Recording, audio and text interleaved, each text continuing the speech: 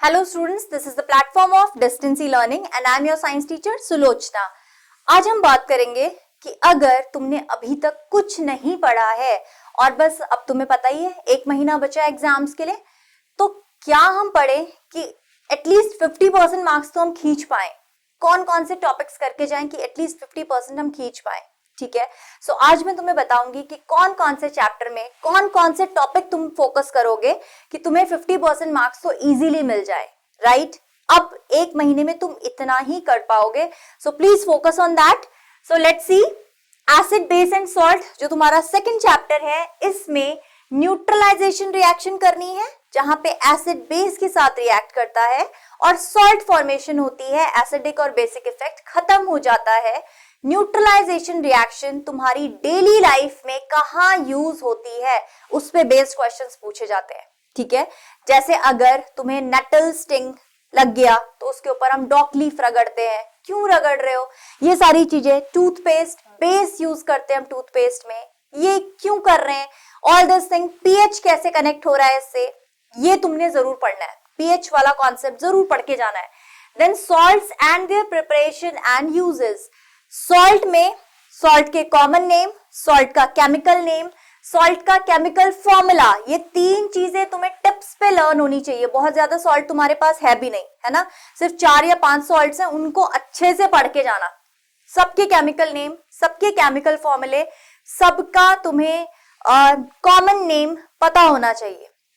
Exam में अगर उन्होंने तुम्हें कॉमन नेम से दे दिया और तुम्हें यही नहीं पता कि वो कॉमन नेम किसका है, तो कैसे बताओगे कि इसकी प्रिपरेशन रिएक्शन क्या थी या इसके यूजेस क्या होंगे।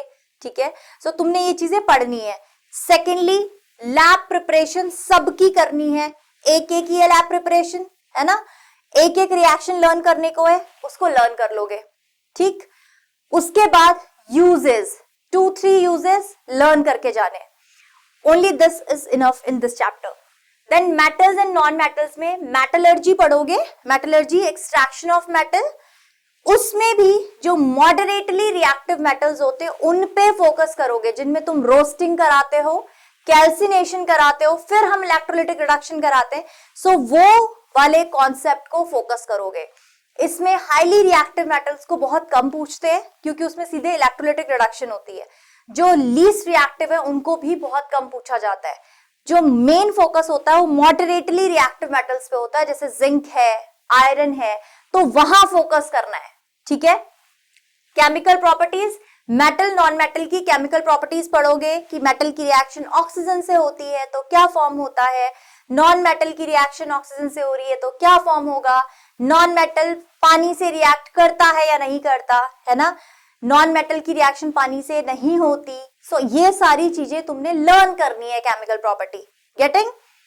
फिजिकल प्रॉपर्टी लर्न करने की नीड नहीं है, बहुत छोटे से तुम पढ़ते हुए आ रहे हो मेटल और नॉन मेटल में डिफरेंसेस, सो वो तुम इजीली बता पाओगे। ठीक है, उसको ऐसे रट्टाफिकेशन वाली चीज तो नीड ही नहीं है ना, लेकिन केमिकल प्रॉपर्टी जरूर पढ़नी है, लर्न करनी है, रिएक्शंस अलग अलग तरीके से करने की कोशिश करो। ठीक है, chemical bonding, chemical bonding metal non metal और कार्बन एंड इट्स कंपाउंड दोनों में आती है ना।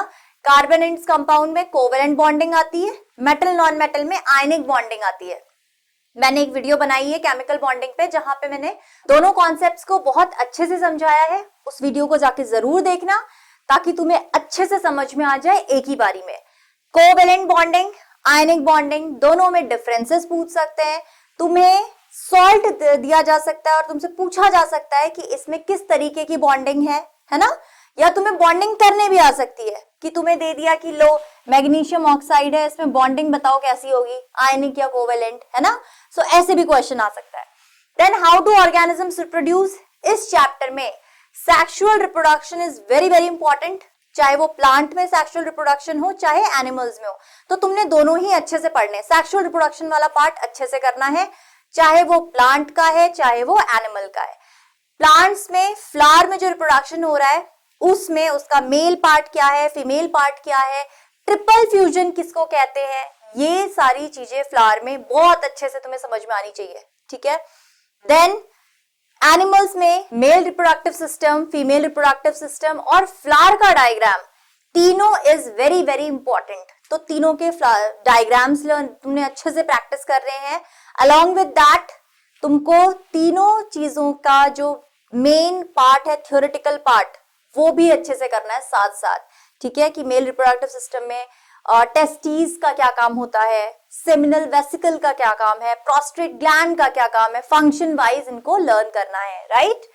Then STDs, it is also very important. STD is sexually transmitted disease, right? अब sexually transmitted disease में तुमसे बैक्टीरियल डिजीजेस भी पूछ सकते हैं, जैसे साइफिलिस है, या तुमसे वायरल डिजीज भी पूछ सकते हैं, दैट इज एड्स, राइट। सो तुमने STDs के बारे में बहुत अच्छे से पढ़ना है। हर बार एग्जाम में कोई ना कोई क्वेश्चन STD से रिलेटेड तुम्हें मिल जाएगा। और एक और बहुत पेट क्वेश्चन है बोर्ड एग्जाम में, that is they ask you what are the measures to control population, किस किस तरीके से तुम population control कर सकते हो। so that is barrier method, chemical method, है ना, ये सारी चीजें तुमने अच्छे से पढ़नी। सर्जिकल मेथड, ट्यूबेक्टोमी क्या होता है, वेसेक्टोमी क्या होता है, all these things, right? so ये कुछ पेट क्वेश्चंस हैं जिनको तुमने ऐसे के ऐसे लर्न कर लेना है। देन हेरिडिटी में, हेरिडिटी वाला चैप्टर भी it is very very important. Heredity में monohybrid cross is more important, तो मोनोहाइब्रिड क्रॉस को अच्छे से समझोगे, राइट।